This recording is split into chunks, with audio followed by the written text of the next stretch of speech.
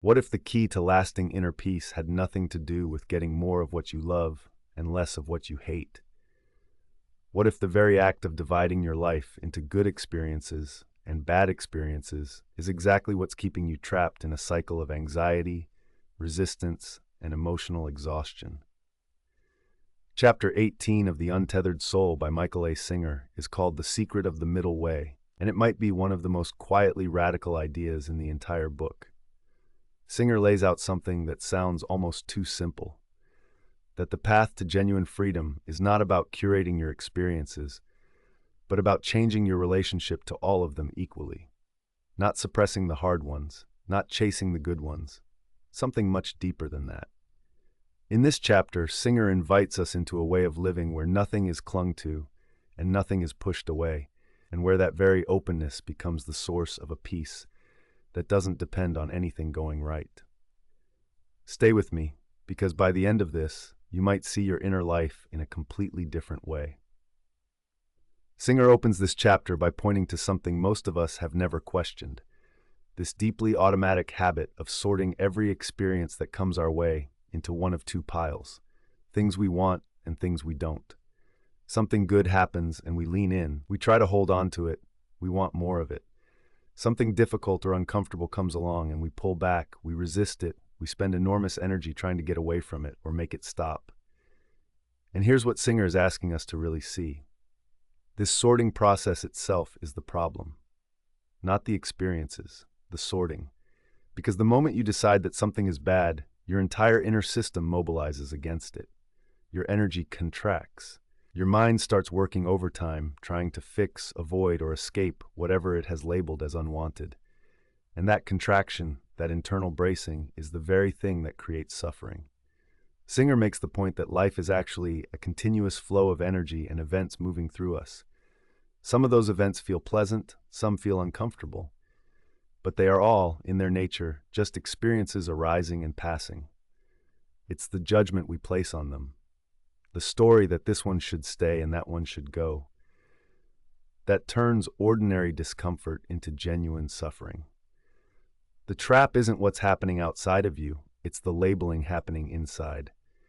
And once you see that, you start to understand what the secret of the middle way is actually pointing toward. Singer goes deeper in this chapter by explaining what actually happens energetically when we label an experience as negative. It's not just that we feel bad, it's that the rejection itself creates a kind of inner obstruction. Think of it this way. Life energy is meant to flow. It moves through you the way a river moves through a landscape. When something happens that you experience as pleasant, there's no resistance, and the energy flows freely. But when something comes along that you judge as bad or wrong or threatening, you don't just feel it and let it go. You resist it. You push against it. And that pushing creates a kind of energetic block right in the middle of your inner space. Singer uses the idea of a closed inner door, the place inside where, instead of allowing an experience to move through and complete itself, we slam the door shut on it. And what happens to energy that can't complete its movement? It doesn't disappear. It stays stored inside, creating what Singer calls impressions or samskaras, old unresolved emotional material that colors how we experience everything else going forward. So every time you label something as negative and resist it, you're not protecting yourself. You're adding to an inner accumulation that will keep influencing your state of being until it's released. This is why Singer says that the way out is not to manage which experiences reach you, it's to stop blocking the ones that do. So what is the middle way, practically speaking? Singer is very clear that it's not indifference. It's not pretending nothing matters. It's not emotional flatness or spiritual bypassing where you smile through pain and call it enlightenment.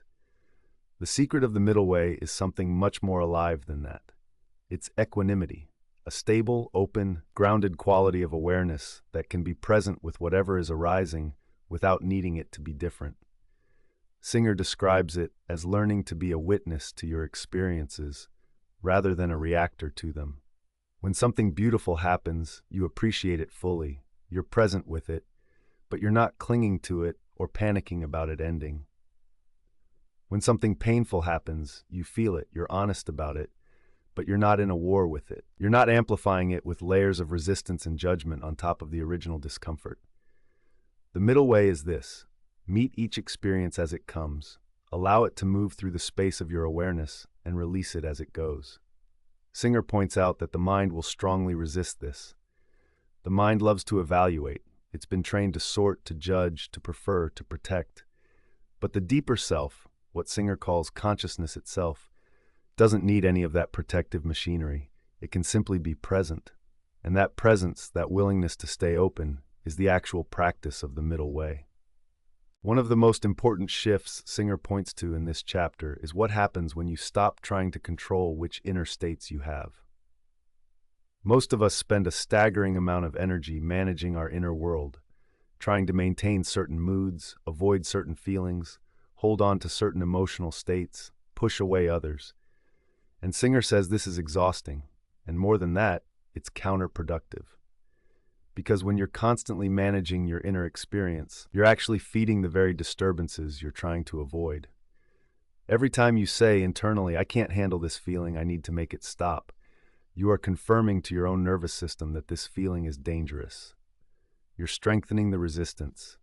You're making that thing more powerful, not less. Singer introduces the idea of closing the inner door, and in this chapter he's asking us to make the choice not to close it, to leave it open, to say, whatever comes, let it move through, and then let it go. That doesn't mean inviting suffering or being passive in the face of real problems in the outer world. It means that internally, you stop fighting your own inner experience. You stop making war on your own consciousness. And when you do that consistently, something remarkable happens. The disturbances start to lose their power, not because you defeated them, but because you stopped feeding them with your resistance. Singer closes this chapter with what might seem like a paradox, that by releasing your preference for certain experiences over others, you actually become happier. Not less happy, more. And this makes sense once you sit with it. When your happiness depends on conditions being right, on things going your way, on avoiding the experiences you've labeled as bad, then happiness is always fragile. It's always one unexpected phone call, one difficult conversation, one disappointment away from collapsing. But when you discover that your inner state doesn't have to be controlled by what's passing through your experience, you find something that Singer describes as a deeper wellspring of peace and joy that isn't conditional. It doesn't require anything external to be a certain way.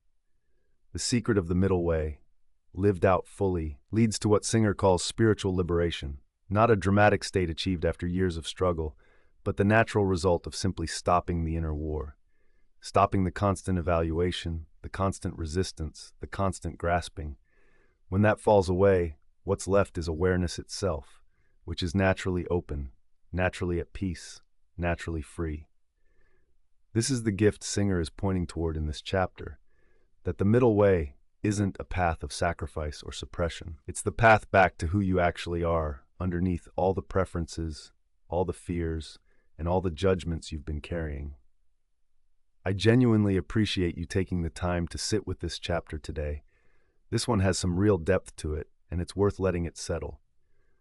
I'd love to know, is there a specific area of your life where you notice yourself most caught in that cycle of labeling things as good or bad, and where walking the middle way feels hardest? Drop that in the comments. I think it could open up a really honest conversation.